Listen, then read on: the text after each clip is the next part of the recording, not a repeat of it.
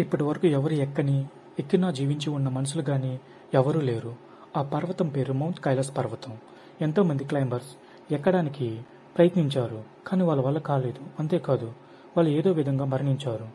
అప్పటి నుండి ఇప్పటి వరకు మౌంట్ కైలాస్ పర్వతాన్ని ఎవరూ ఎక్కలేకపోయారు. ఈ వీడియోలో మౌంట్ కైలాస్ పర్వతం గురించి నాసా ఎక్స్పర్ట్స్ వాళ్ళ అభిప్రాయం ఏమిటి, ఇప్పటి వరకు మౌంట్ కైలాస్ ఎంతమంది ఎక్కారు, అలాగే ఎంతమంది చనిపోయారు, ఇప్పుడు ఈ మౌంట్ కైలాస్ ఎవరి ఆధీనంలో ఉంది అనే విషయాలు మనం తెలుసుకుందాం. Welcome to my channel. మన భారత పురాణాల ప్రకారం శివుడు నివాసం ఉంటున్న ఇల్లు పేరు మౌంట్ కైలాస్. అయితే ఒక్కసారి శివుడుకు భక్తుడైన రావణుడు వచ్చి మౌంట్ కైలాస్ను చూశాడు. ఇలాంటి పర్వతం నా రాజ్యంలో ఉంటే నాకు పేరు మర్యాదలు దక్కుతాయని ఈ మౌంట్ కైలాస్ పర్వతాన్ని ఎత్తాడు.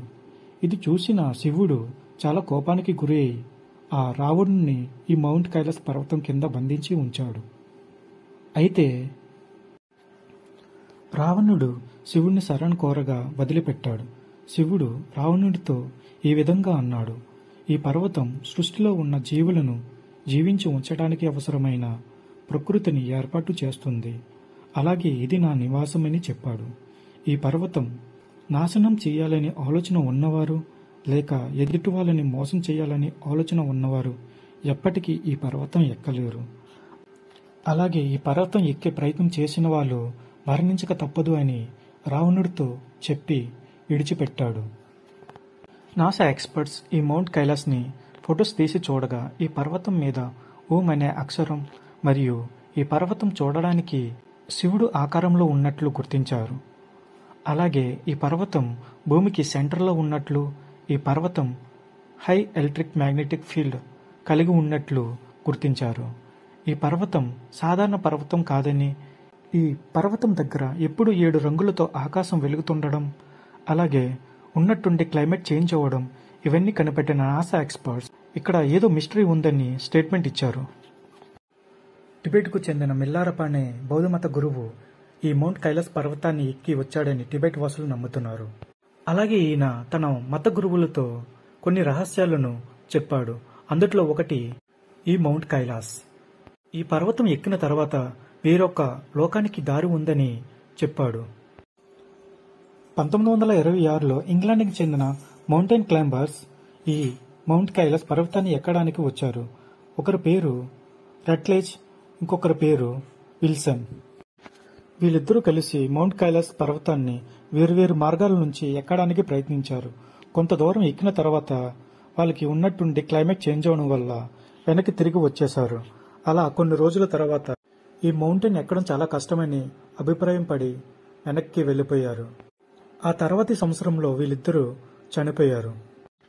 కొన్ని సంవత్సరాల తర్వాత ఈ మౌంట్ కైలాస్ పర్వతాన్ని పరిశోధించడానికి 4 శాస్త్రవేత్తలు వచ్చారు. వాళ్ళు కూడా ఇలాగే ఒక్కొక్కరు చొప్పున 4 సంవత్సరాల్లో చనిపోయారు. సైబీరియాకి చెందిన మౌంటైన్ క్లైంబర్స్ ఈ మౌంట్ కైలాస్ పర్వతాన్ని ఎక్కడానికి వచ్చారు. ఎక్కే ప్రయత్నం చేస్తుండగా వీళ్ళకి కొన్ని సంఘటనలు ఎదురయ్యాయి. అందులో ఒకటి, టైం అనేది చాలా స్పీడ్గా రన్ అవుతుంది. అలాగే అక్కడ గడ్డం గోర్లు త్వరగా ఎదుగుతున్నాయి. అంతేకాకుండా త్వరగా ముసలితనం వస్తుంది అని చెప్పారు. అందువల్ల వీరు ఎక్కకుండా తిరిగి వచ్చేశారు. ఈ మౌంట్ కైలాస్ పర్వతాన్ని సందర్శించడానికి ప్రయాణికులు అనేక మార్గాలను ఎంచుకోవచ్చు. అందులో ఒకటి నేపాల్ నుంచి కఠ్మాండు, అలాగే టిబెట్లో నుంచి లాసా. మన భారతదేశం వైపు నుంచి అయితే ఈ శిఖరాన్ని సందర్శించడానికి 2 మార్గాలు ఉన్నాయి. అందులో ఒకటి ఉత్తరాఖండ్ నుంచి లీపులేక్ పాస్, అలాగే సిక్కిం నుండి నాథులా పాస్ మీదుగా ఈ మౌంట్ కైలాస్ పర్వతాన్ని చేరుకోవచ్చు. కైలాస్ పర్వతం ఇప్పుడు ఎవరి ఆధీనంలో ఉందంటే చైనా వాళ్ళ ఆధీనంలో ఉంది. అది ఎలా అయిందో తెలుసుకుందాం. ఇది ఫస్ట్ నేపాల్కి చెందిన రాజు తన కుమార్తె వివాహం కోసం కైలాస పర్వతాన్ని టిబెట్ రాజుకు కట్నంగా ఇచ్చాడు. దానివల్ల టిబెట్లో భాగమైంది. 1951లో టిబెట్కు చైనాకు యుద్ధం అవడం వల్ల టిబెట్ ఓడిపోయింది. దానివల్ల టిబెట్ను చైనా వాళ్ళు స్వాధీనం చేసుకున్నారు. దాని ద్వారా కైలాస పర్వతం వాళ్ళకు సొంతమైంది.